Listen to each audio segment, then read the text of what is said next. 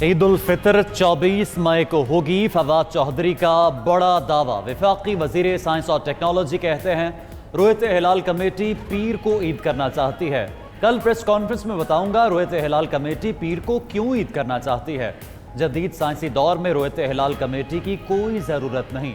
फवाद चौधरी ने रुयत हिलाल कमेटी को ख़त्म करने का मुतालबा फिर दोहरा दिया।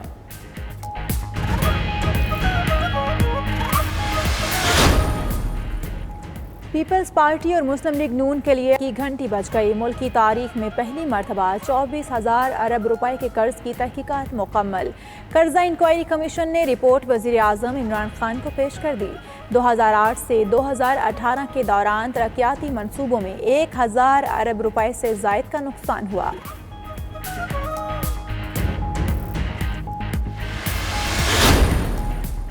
वज़ीर आज़म इमरान खान के ज़ेर सदारत वफाकी काबीना का खुसूसी इजलास। काबीना इजलास में मुल्क की अंदरूनी सिक्योरिटी सलामती से मुतल्लिक उमूर का जायजा लिया गया। काबीना इजलास में वफाकी बजट 12 जून को पेश करने पर भी मुशावरत। पंजाब में पब्लिक ट्रांसपोर्ट का मामला हल न हो सका। लाहौर और चकवाल में गाड़ियों को मोटरवे पर चढ़ने से रोक दिया गया। लाहौर में बंद रोड पर अड्डे बंद, ट्रांसपोर्टर्स ने गाड़ियां खड़ी कर दी। जीटी रोड पर चलने वाली गाड़ियां भी रुकने का खदशा।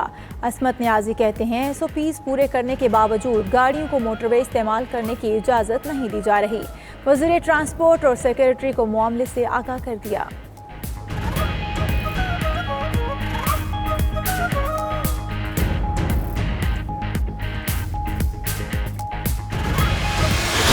ऑनलाइन सिस्टम में खराबी आई है और बुकिंग में वो इतना लोड नहीं उठा सक रही, इसलिए हमने अभी फैसला किया है कि रावलपिंडी, लाहौर, कराची, मुल्तान, सक्खर, पेशावर और कोयटा में टिकट बुकिंग के रिजर्वेशन की एक एक खिड़की स्टेशन के बाहर खोल दी जाए।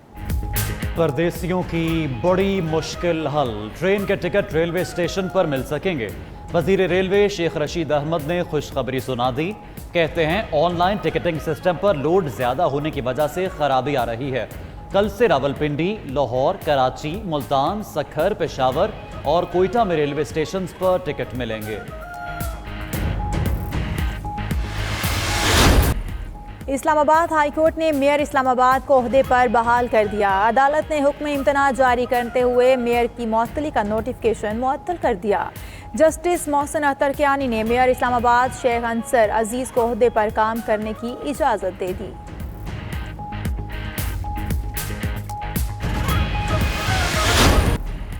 वज़ीर आला पंजाब उस्मान बुज़दार की ज़ेर सदारत खुसूसी इजलास। आइंदा माली साल के बजट और सालाना तरक्याती प्रोग्राम का जायजा लिया गया।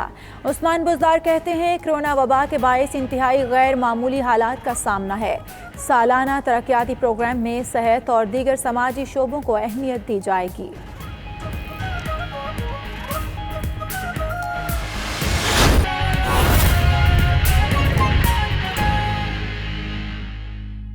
सबसे पहले आपको आगाह करें कि मुल्क की तारीख में पहली मरतबा 24,000 अरब रुपए के कर्ज की तहकीकात मुकम्मल। कर्जा इंक्वायरी कमीशन ने रिपोर्ट वजीर आज़म इमरान खान को पेश कर दी। 2008 से 2018 के दौरान तरक्याती मनसूबों में 1,000 अरब रुपए से ज़ायद नुकसान हुआ। इस रिपोर्ट ने पाकिस्तान पीपल्स पार्टी और मुस्लिम लीग नून के लिए खतरे की घंटी बजा दी है। ब्यूरो चीफ इस्लामाबाद सोहेल इकबाल भट्टी ने हमें ज्वाइन किया है, उनसे मजीद जान लेते हैं।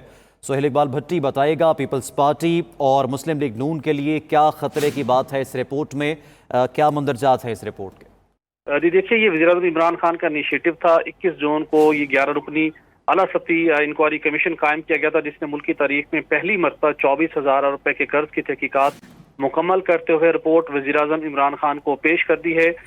इस इंक्वायरी रिपोर्ट में जो कि 2008 से 2018 के दौरान मुख्तलिफ इदारों से तकरीबन 24,000 अरब रुपए कर्ज लिया गया, वो कर्ज मुख्तलिफ तरक्याती मनसूबों के लिए खर्च भी होता रहा। इन तमाम मनसूबों की जिनकी तादाद 1,000 से ज्यादा थी, जिसके अंदर ऑरेंज लाइन ट्रेन समेत BRT Peshawar, Nandipur power plant और दीगर मुख्तलिफ शोबों के कई मनसूबे थे जिनकी तादाद 1,000 से ज्यादा थी। इस कमीशन ने इसकी इंक्वायरी मुकम्मल की। 6 माह का टाइम दिया गया था, ताहम ये काम बहुत मुश्किल था, जिसके नतीजे में 11 माह लगे हैं इस कमीशन को इस रिपोर्ट को मुरतब करने में। इस जो आला हुकाम से हमारी बात हुई इस हवाले से, उनका ये कहना था इकनॉमिक अफेयर डिवीजन, वजारत खजाना और सूबाई जो मुख्तलिफ मुतलका वजारतें थी, उनके आला हुकाम पर इस मामले के अंदर जिम्मेदारी आयद कर दी गई है।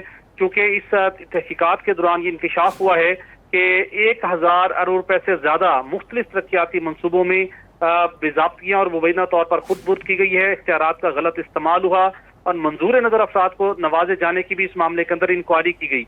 इसके साथ इस कमीशन के अंदर जिसमें ISI, MI, IB, FIA समेत 11 इदारे शामिल थे, इस कमीशन ने बहुत दिन रात काम किया और उसके बाद ये रिपोर्ट मुरतब हुई और इसके अंदर ये भी बताया गया कि डेट एक्ट 2005 की मुकम्मल तौर के ऊपर खिलाफ वर्जी होती रही, लेकिन किसी ने इसके ऊपर नोटिस नहीं लिया, जिसके नतीजे में 2008 में मुल्क पर कर्जों का बोझ 6,690 अरब रुपए था, जो कि सितंबर 2018 में 30,840 अरब रुपए तक पहुंचा। भारी कर्जों के गलत इस्तेमाल के नतीजे में पाकिस्तान एक संगीन चैलेंज से दो चार हो चुका है। और इंकशाफ ये भी इसके अंदर हुआ है कि तालीम और सेहत के मनसूबों के अरबों रुपए की रकम खिलाफे ज़ाब्ता दीगर तरक्याती मनसूबों में ये रकम मुंतकिल कर दी गई। सिर्फ यही नहीं बल्कि इकनॉमिक अफेयर डिवीजन में डेलिबरेटली गलत मंसूबे बनाए जाते थे, जिनका मकसद सिर्फ ये होता था कि कर्ज हासिल कर लिया जाए।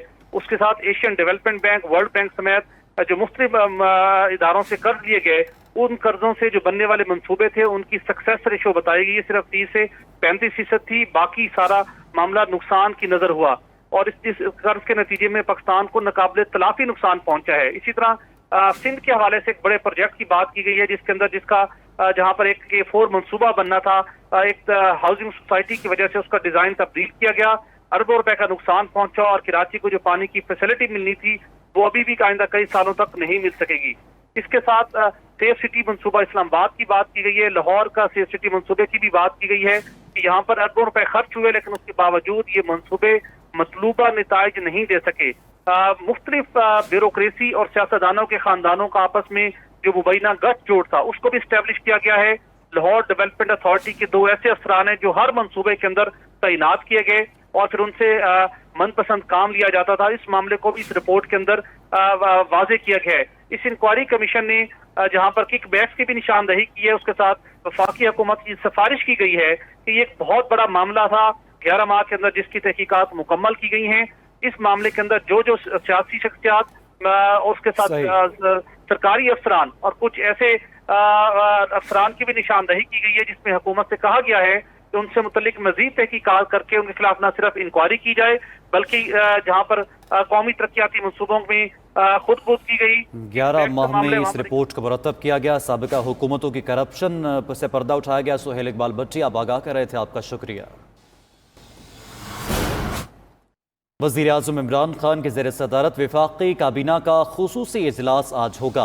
इजलास में शुगर स्कैंडल की फ्रांसिक रिपोर्ट पेश की जाएगी और काबीना फ्रांसिक रिपोर्ट जारी करने या ना करने का फैसला करेगी। ECC के फैसलों का फोरेंसिक ऑडिट भी रिपोर्ट में शामिल है। आपको आगाह कर रहे हैं वफाकी काबीना के इजलास के हवाले से, जो कि वज़ीर आज़म इमरान खान की ज़ेर सदारत आज होगा और इस इजलास में शुगर स्कैंडल की फोरेंसिक रिपोर्ट पेश की जाएगी। आपको बताएं कि वफाकी वज़ीर फवाद चौधरी का कहना है कि ईद उल फित्र 24 मई को होगी। फवाद चौधरी ने एक बार फिर रोयत हलाल कमेटी खत्म करने का मुतालबा कर दिया। कहते हैं जदीद साइंसी दौर में रोयत हलाल कमेटी की कोई ज़रूरत नहीं।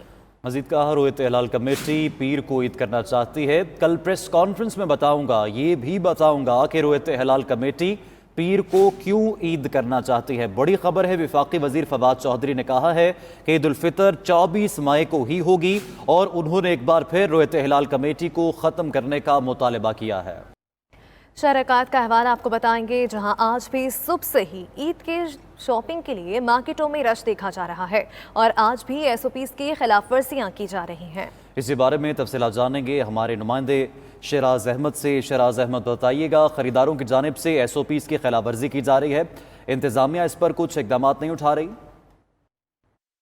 जी बिल्कुल, वक्त कम है और मुकाबला काफ़ी सख्त। आज 27वां रोज़ा हो चुका है और ईद के करीब आते ही शहरियों की बड़ी तादाद मुख्तलिफ मार्केटों का रुख कर रही है ताकि ज़्यादा से ज़्यादा ईद की शॉपिंग बेहतर तरीके और बेहतर माहौल में की जा सके। इस वक्त मैं मौजूद हूँ ज़ैनब मार्केट सदर में, जहाँ शहरियों की बड़ी तादाद मार्केट खुलने के साथ ही यहाँ पहुँचना शुरू हो गई थी।